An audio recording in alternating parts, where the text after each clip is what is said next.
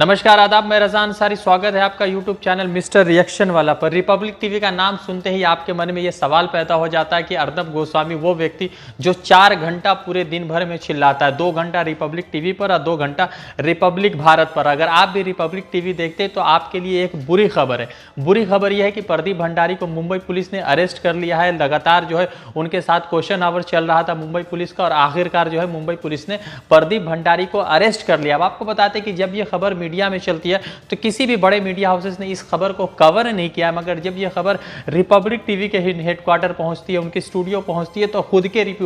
Reporter की arresting वाली खबर को वो बिग ब्रेकिंग चलाते हैं और ऐसा चलाते हैं जैसे उनके पत्रकार ने कोई बहुत बड़ा तोप मार दिया, बहुत बड़े सूरमा बनकर निकले। अब आप जो है रिपब्लिक टीवी को देख रहे होंगे तो आपको पता होगा कि रिपब्लिक टीवी का किस तरह से ग्राफ गिरते जा रहा है। लगातार टीआरपी स्कैम चल रहा था। अर्नब गोस्वामी के दिन तो ऑलरेडी खराब चल रहे थे क्योंकि अलग अलग याचिकाएं गई हैं, एफआईआर चला है, मगर जिस तरह से प्रदीप भंडारी को अरेस्ट किया गया उसके पीछे का पूरा ओवरव्यू मैं आपको देता हूं। जब 9 सितंबर को बीएमसी ने कंगना रनावत के इलीगल कंस्ट्रक्शन को तोड़ा था, रोका था, तो उस वक्त मुंबई पुलिस के एक कांस्टेबल वहां पर हवलदार मौजूद थे जिसके साथ प्रदीप भंडारी ने बदतमीजी की थी और प्रदीप भंडारी ने उनको धक्का मुक्का किया था। उसके बाद जब 9 सितंबर को कंगना रनावत का वो जो बिल्डिंग तोड़ा गया था इलीगल कंस्ट्रक्शन को, उसके बाद ये खबर आगे पहुंचती है 9 अक्टूबर को उसी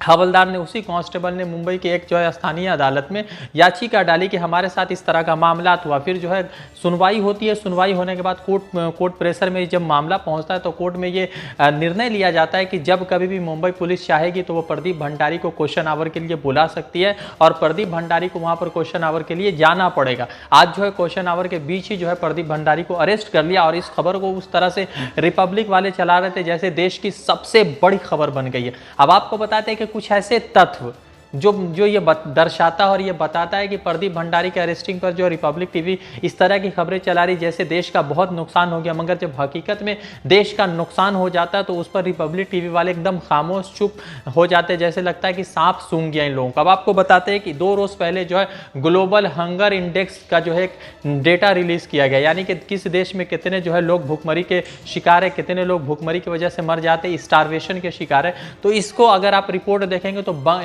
पाकिस्तान से बुरी हालत है हिंदुस्तान की, यानी कि पाकिस्तान भी भूखमरी के लिस्ट में जो है हिंदुस्तान से बेहतर परफॉर्मेंस कर रहा है और हिंदुस्तान में जो है भूखमरी का आंकड़ा इतने नीचे गिर गया है कि पाकिस्तान से भी नीचे हो गया। तो इस पर एक डिबेट नहीं करता है रिपब्लिक भारत। जब किसान को लेकर जो है फार्मिंग बिल पास की जाती है, पूरे देश भर में जो है किसान प्रदर्शन करते हैं, पूरे देश भर का माहौल जो है एक अलग लेवल पर होता है। उस पर भी रिपब्लिक टीवी सिर्फ सुशांत के ऊपर केस मतलब बातचीत करती है। जब हाथरस का रेप का मामला सामने आता है, वहां पर जिस तरह से ब्रुटैलिटी की जाती है वहां पर मनीषा के साथ, उस खबर को रिपब्लिक भारत बिग ब्रेकिंग में नहीं चलाता है। फिर उसके बाद आपको बताते हैं कि जब कभी भी जो है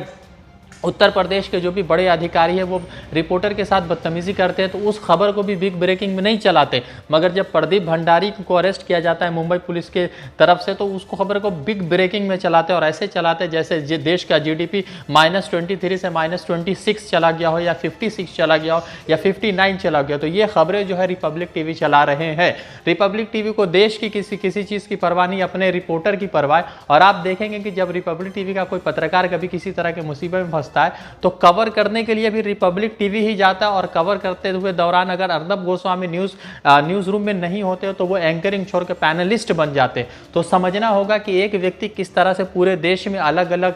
मौकों पर, अलग अलग जगहों पर, अलग अलग चीज़ों के जरिए जो है नफरत फैला रहा है और किस तरह से हमारे समाज में जहर घोल रहा है। टीआरपी का स्कैम तो चल ही रहा है, उस पर क्या अपडेट आएगा वो तो जो है मुंबई पुलिस इन्वेस्टिगेशन कर रही है, मगर प्रदीप भंडारी ने जिस तरह से पुलिस कर्मियों के लेकर बदतमीजी की है उस पर जो है कानून के तरफ से या मुंबई पुलिस किस तरह का स्टेप उठाती है वो देखने वाली बात होगी। वैसे एक बात आपको बता दें कि अगर प्रदीप भंडारी या अर्नब गोस्वामी ये सोचते हैं कि आर्मी हमारे जो है देश के गर्व है, बिल्कुल हमारे लिए गर्व है हमारी आर्मी, मगर जो भी राज्य की पुलिस है वो भी हमारे लिए गर्व की बात है क्योंकि वो रात भर जाकर हमें सुरक्षा प्रदान करते हैं। तो उसके लेकर उसके प्रतीक भी जो है, जो शब्द इन दिनों रिपब्लिक भारत इस्तेमाल कर रहा है वो जो है मैं समझता हूँ कि मतलब कि असंवैधानिक इस तरह के शब्दों को इस्तेमाल नहीं करना चाहिए। मैं रज़ा अंसारी आपको अपडेट कर रहा था, फिर जुड़ूंगा किसी अपडेट के साथ। शुक्रिया।